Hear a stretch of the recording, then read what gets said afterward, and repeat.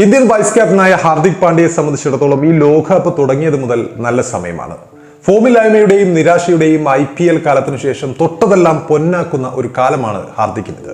Team ഇന്ത്യയിൽ എന്തുകൊണ്ടാണ് താൻ ഏറ്റവും നിർണായക ചാലക ശക്തി എന്ന് വീണ്ടും വീണ്ടും തെളിയിച്ചു കൊണ്ടിരിക്കുകയാണ് ഇന്ന് അയാൾ ഗ്രൗണ്ടിൽ.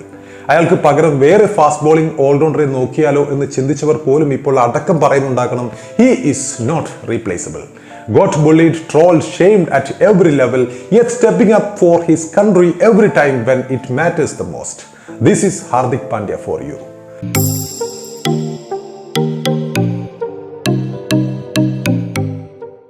ഹാർദിക്കിന്റെ ചുമലിലേറി T20 ലോകകപ്പിലെ സൂപ്പർ 8-ൽ വിജയ കുതിപ്പ് തുടരുകയാണ് ടീം ഇന്ത്യ. ബംഗ്ലാദേശിനെ 50 റൺസിനാണ് ഇന്ത്യ തകർത്തു വിട്ടത്. ആദ്യം ബാറ്റ് ചെയ്ത ഇന്ത്യ 5 വിക്കറ്റിന് 196 റൺസ് എടുത്തപ്പോൾ മറുപടിക്കിറങ്ങിയ ബംഗ്ലാദേശിന് 8 വിക്കറ്റ് നഷ്ടത്തിൽ 146 റൺസ് എടുക്കാനേ കഴിഞ്ഞുള്ളൂ. ഈ ജയത്തോടെ ഇന്ത്യ സെമി സാധ്യത സജീവമാക്കിയിരിക്കുകയാണ്. മത്സരത്തിൽ ടോസ് നഷ്ടപ്പെട്ട് ആദ്യം ബാറ്റ് ചെയ്യാനിറങ്ങിയ ഇന്ത്യക്ക് ഭേദപ്പെട്ട തുടക്കമാണ് ലഭിച്ചത്. കഴിഞ്ഞ മത്സരങ്ങളിൽ നിന്നും വ്യത്യസ്തമായി വിരാട് കോഹ്ലിയും രോഹിത് ശർമ്മയും ചേർന്ന് ഇന്ത്യക്ക് തകർപ്പൻ തുടക്കമാണ് നൽകിയത്. ഓപ്പണിംഗ് വിക്കറ്റുകൾ തകർത്തടിക്കാനുള്ള മൂഡിലായിരുന്നു കഴിഞ്ഞ മത്സരത്തിൽ ഇരുവരും. നേരിട്ട 4-ാം പന്ത് തന്നെ 6-ന് പറത്തിക്കൊണ്ട് കോഹ്ലി നയം വ്യക്തമാക്കുകയുണ്ടായി. തുടർച്ചയായ ബൗണ്ടറികളോടെ രോഹിത്തും വെടിക്കെട്ടിന് തുടക്കം നൽകുകയുണ്ടായി. 4-ാം ഓവറിൽ ഷാക്കിബ് അൽ ഹസനെ 6-നും 4-നും പറത്തിയ രോഹിത് പക്ഷേ അതേ ഓവറിൽ പുറത്താകുന്നു. 11 പന്തിൽ 23 റൺസായിരുന്നു ക്യാപ്റ്റൻ ഹിറ്റ്മാന്റെ നേട്ടം. രോഹിത് പുറത്തായെങ്കിലും ബാക്ക്ഫുട്ടിലേക്ക് പോവാതെ തകർത്തടിച്ച വിരാട് കോഹ്ലി ഋഷഭ് പന്തിനെ ഒരറ്റത്ത് നിർത്തി സ്കോർ ഉയർത്തുകയുണ്ടായി. പിന്നീട് പവർ പ്ലേ പിന്നിടുമ്പോൾ ഇന്ത്യ 1 വിക്കറ്റ് നഷ്ടത്തിൽ 53 റൺസിലെത്തിയിരുന്നു. പവർ പ്ലേക്ക് ശേഷം റിഷാദ് ഹുസൈനെതിരെ 6-ഉം 4-ഉം പറത്തിയ കോഹ്ലി ടൂർണമെന്റിലെ ഏറ്റവും ഉയർന്ന വ്യക്തിഗത സ്കോറിലും എത്തുകയുണ്ടായി. കോഹ്ലി നിലയുറപ്പിച്ചെന്ന് കരുതിയപ്പോഴാണ് തൻസീം ഹസൻ ഇന്ത്യക്ക് 2-ാം പ്രഹരമേൽപ്പിക്കുന്നത്. ഹസനെതിരെ ക്രീസ് വിട്ടിറങ്ങിയ കോഹ്ലി ക്ലീൻ ബോൾഡ് ആവുന്നു. 28 പന്തിൽ 37 റൺസ് അടിച്ച കോഹ്ലി 3 പടുകൂറ്റൻ സിക്സറുകളും പറത്തുകയുണ്ടായി. മോശം ഫോമിലായിരുന്ന കോഹ്ലി പഴയ ഫോമിലേക്ക് തിരിച്ചെത്തിയെന്ന് തോന്നിപ്പിക്കുന്ന പ്രകടനമാണ് അദ്ദേഹം കഴിഞ്ഞ മത്സരത്തിൽ കാഴ്ചവെച്ചത്.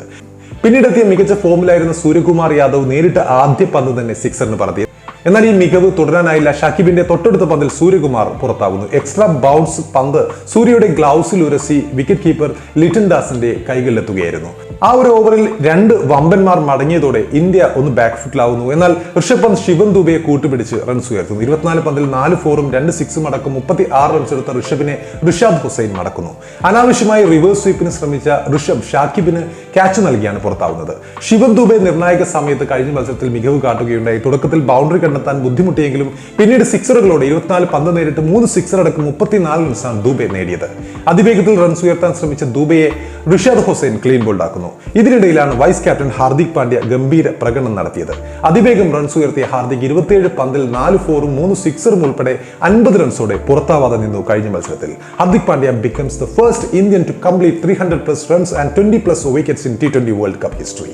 Hardik Pandya becomes the first Indian number 6 to score a 50 in T20 history. The champion Hardik. Axar Patel 5 പന്ത് നേരിട്ട് കഴിഞ്ഞ മത്സരത്തിൽ 3 റൺസോടെ പുറത്താവാതെ നിന്നു. അതോടെ 20 ഓവറിൽ 5 വിക്കറ്റ് 196 എന്ന ഭേദപ്പെട്ട സ്കോറിലെത്താൻ ഇന്ത്യക്ക് സാധിച്ചു. മറുപടിക്കിറങ്ങിയ ബംഗ്ലാദേശ് ഇന്ത്യയെ വിറപ്പിക്കുന്ന തരത്തിലാണ് തുടങ്ങിയത്. അതിവേഗം റൺസ് ഉയർത്താൻ ഓപ്പണർമാർ ശ്രമിച്ചു. കൂട്ടുകെട്ട് 35-ൽ നിൽക്കവേ ലിറ്റൻ ദാസിനെ ഹാർദിക് പാണ്ഡ്യയാണ് പുറത്താക്കിയത്. 10 പന്തിൽ 1 6-ഉം 4-ഉം അടക്കം 13 റൺസാണ് ലിറ്റൻ നേടിയത്.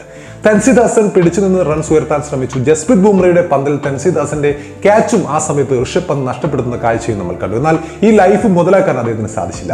31 പന്ത് നേരിട്ട് 4 4 അടക്കം 29 റൺസ് എടുത്ത തൻസീദിനെ കുൽദീപ് യാദവ് LBWയിൽ കുരുക്കുന്നു. തൗഹീദ് ഹൃദോയിയെ 4 റൺസ് നേടിയ സമയത്ത് നിലയുറപ്പിക്കും മുമ്പ് കുൽദീപ് വിക്കറ്റിന് മുന്നിൽ കുരുക്കുന്നു.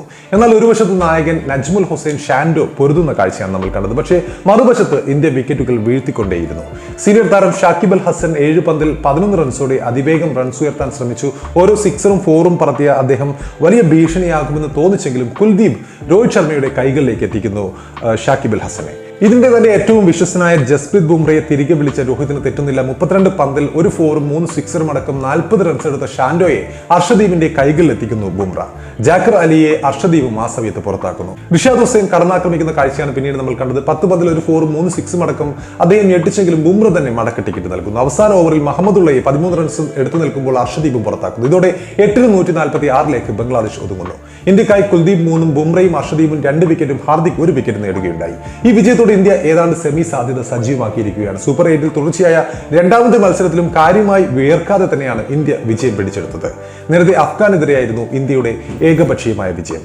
അപ്പോൾ ഇന്ത്യയുടെ വിജയം, ഇന്ത്യ സെമിയുടെ അടുത്തേക്ക് എത്തി നിൽക്കുന്ന ഈ ഒരു കാഴ്ച, അതിന് നന്ദി പറയേണ്ടത് ഹാർദിക് പാണ്ഡ്യയോടാണ്.